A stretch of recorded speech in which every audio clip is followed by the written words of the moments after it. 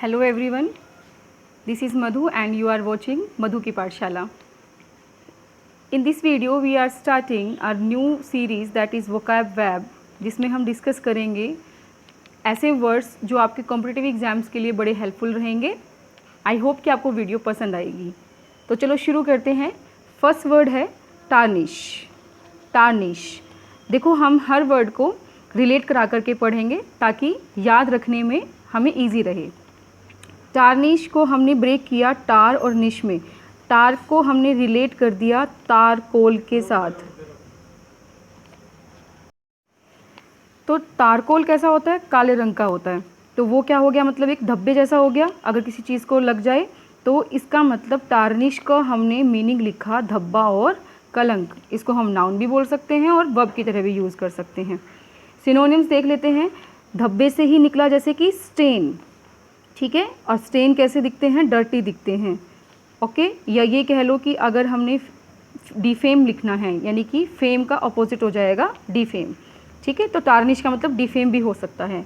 एंटोनियम्स polish कर दिया, ठीक है. अपोजिट कर दिया इसका प्योरीफाई कर दिया. सेंटेंस देख लीजिए कि one wrong decision can tarnish the reputation of the family.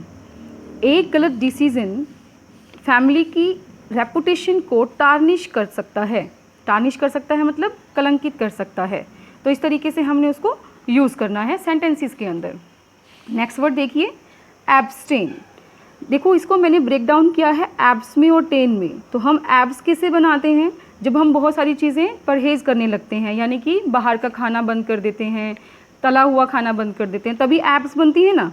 तो उसी के वर्ड से हमने रिलेट कराते हुए इसको लिखा बचना और परहेज करना, ठीक है. और ये मोस्टली वर्ब की तरह यूज़ की जाती है. तो सिनोनिम्स क्या बन जाएंगे? अवॉइड कर रहे हैं कोई चीज़ तो एब्सटेन, अवॉइड, यानी कि रिफ्यूज़ कर दिया, उसके लिए मना कर दिया, रिजेक्ट कर दिया. एंटोनियम्स कैसे लिखेंगे?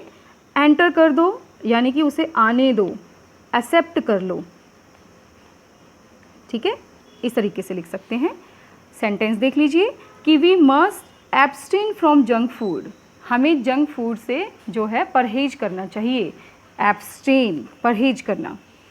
थर्ड देखिए, वैसिलेट. वैसिलेट को बड़े फनी तरीके से मैंने रिलेट कराया है. वो कैसे कि वैसे ही लेट.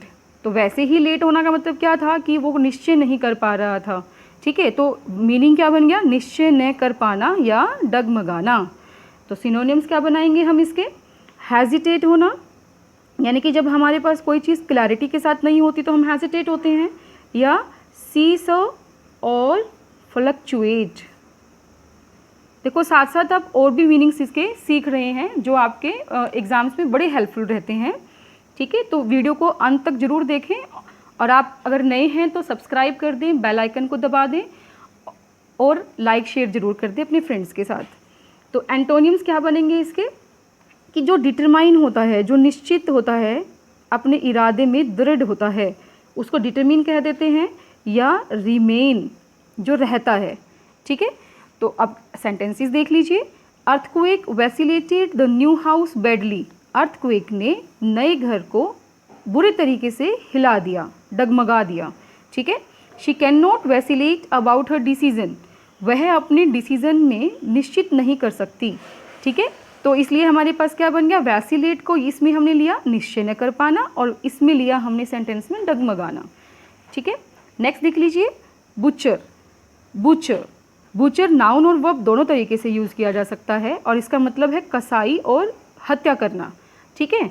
कैसे लिखेंगे? जैसे कि मैंने इसको भुक्खड़ से रिलेट करा दिया.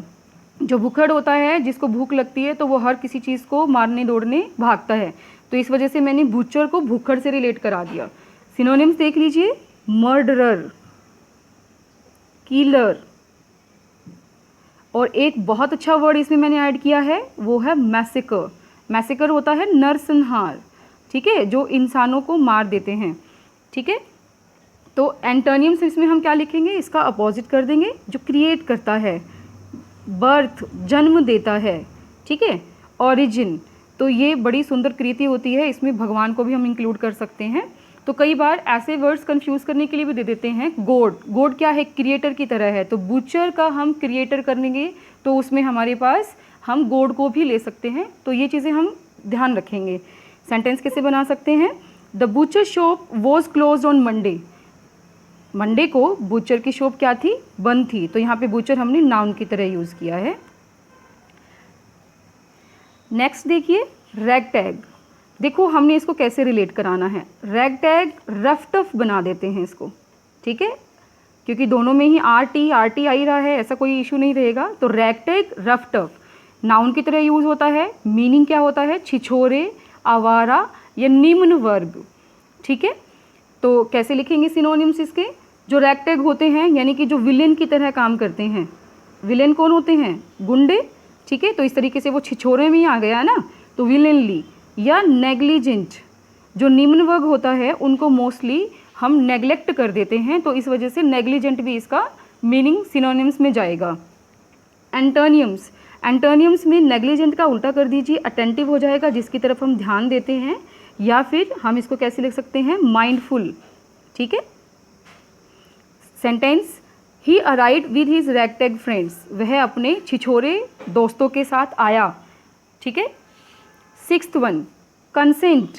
देखिए कन का मतलब हमारे पास जो होता है मोस्टली वो क्या होता है? विद या टुगेदर, विद या टुगेदर, ठीक है। तो अब हमने क्या किया? इसका देख लिया विद या टुगेदर। सेंड का हमने कैसे किया कि भेज देना, तो वो क्या हो गया? इकट्ठा भेज देना। इकट्ठा भेज दिया तो मतलब क्या कर दिया? हमने उसको स्वीकृति दे दी, अनुमति दे दी, ठीक है। तो इस तरीके से हमने इसको यूज़ करना है। ये नाउन और वर्ब दोनों की तरह से यूज़ हो सकता है। सिनोनिम्स क्या बन सकते हैं इसके? देखिए परमिशन दे दी हमने, क्या दे दी? परमिशन, अलो कर दिया, ठीक है, अलो। और इसका अपोजिट कर देंगे तो क्या हो जाएगा? अपोज, यानी कि उसका विरोध करना या ऑब्जेक्शन करना।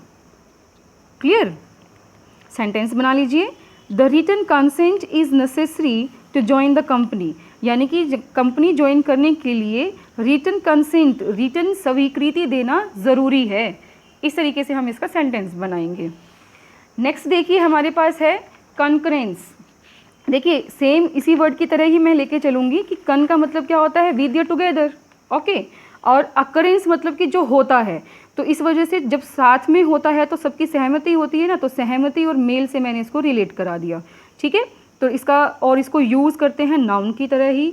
सिनोनिम्स क्या बन जाएंगे? एक्सेप्टेंस। देखो सहमति है तो एक्सेप्टेंस आएगा कि नहीं आएगा, ठीक है। एग्रीमेंट है वहाँ पे सबका, ओके।